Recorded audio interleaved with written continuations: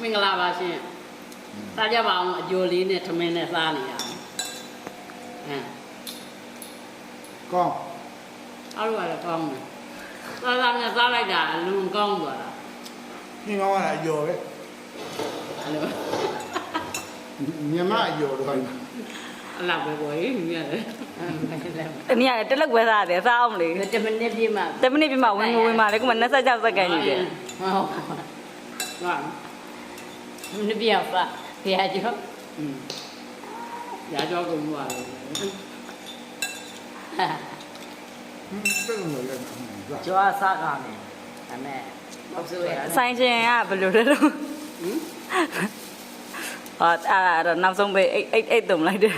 အိတ်တုံဘာမှအသားဘလောကဒီရွေးချက်ကတော့ဈေးမြောင်းသားတော့ဘလော့ကာလောက်စားပါတော့မယ်နာမည်လေးကိုမိတ်ဆက်လိုက်အောင်လေဘလော့ကာပီတီဆိုင်ဘယ်လိုပီတီဆိုင်နော်နာမည်ပြောပီတီဆိုင်မမော်ကြီးပါဘလော့ကာမော်ကြီးထမင်းစားတယ်ဖြစ်ပါတယ်အားလုံးနောက်မှတွေ့မယ်โอเคပြောပြောအဲ့ပေါ့လောကမမော်ထမင်းစားနေပါလေ